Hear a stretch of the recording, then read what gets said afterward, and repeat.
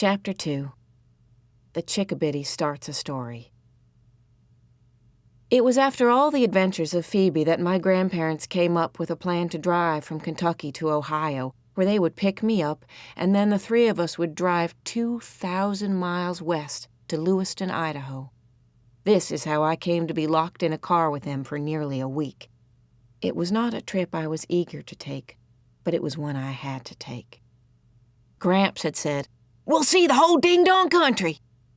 Gram squeezed my cheeks and said, "This trip will give me a chance to be with my favorite Chicabiddy again." I am, by the way, their only Chicabiddy. My father said that Gram couldn't read maps worth a hill of beans and that he was grateful that I had agreed to go along with them and help them find their way. I was only 13, and although I did have a way with maps, it was not really because of that skill that I was going. Nor was it to see the whole ding-dong country that Gram and Gramps were going. The real reasons were buried beneath piles and piles of unsaid things. Some of the real reasons were, number 1, Gram and Gramps wanted to see Mama, who was resting peacefully in Lewiston, Idaho. Number 2, Gram and Gramps knew that I wanted to see Mama, but that I was afraid to. Number 3, Dad wanted to be alone with the redhead Margaret cadaver. He had already seen Mama, and he had not taken me.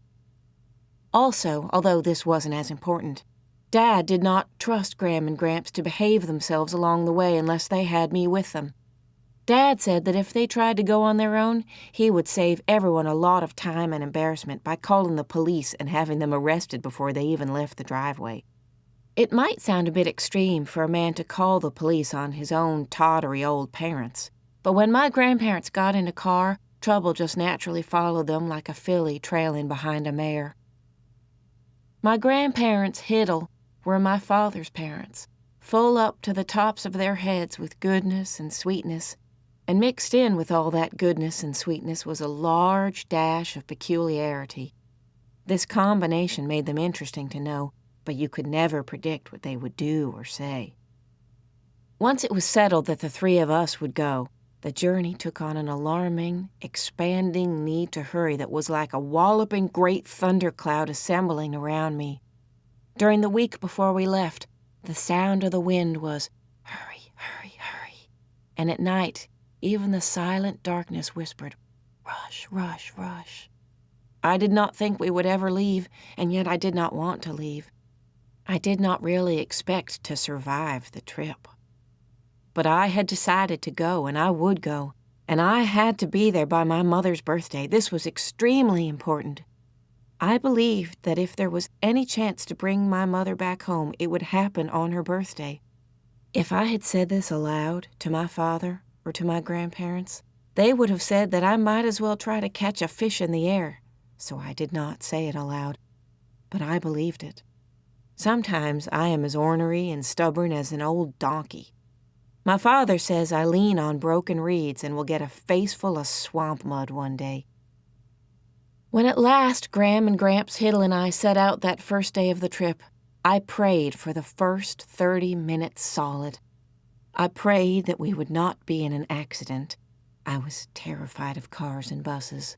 And that we would get there by my mother's birthday, 7 days away, and that we would bring her home.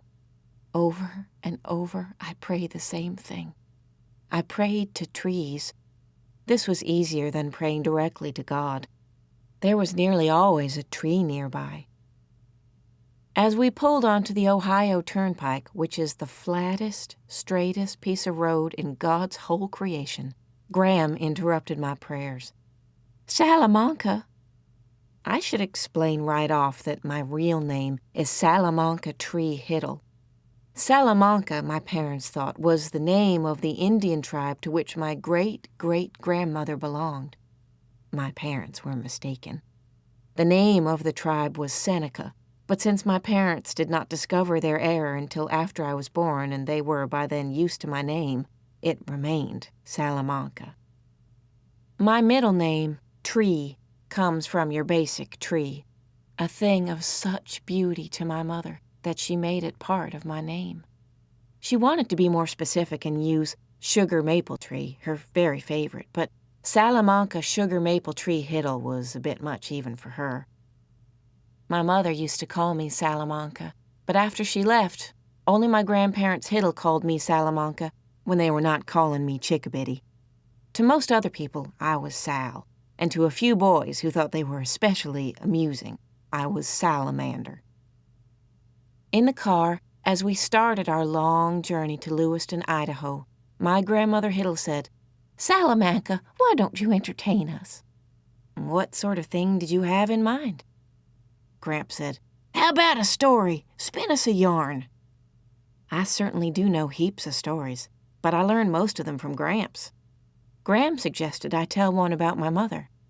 That I could not do. I had just reached the point where I could stop thinking about her every minute of every day. Gramps said, "Well then, what about your friends? You got any tales to tell about them?" Instantly, Phoebe Winterbottom came to mind. There was certainly a hog's belly full of things to tell about her.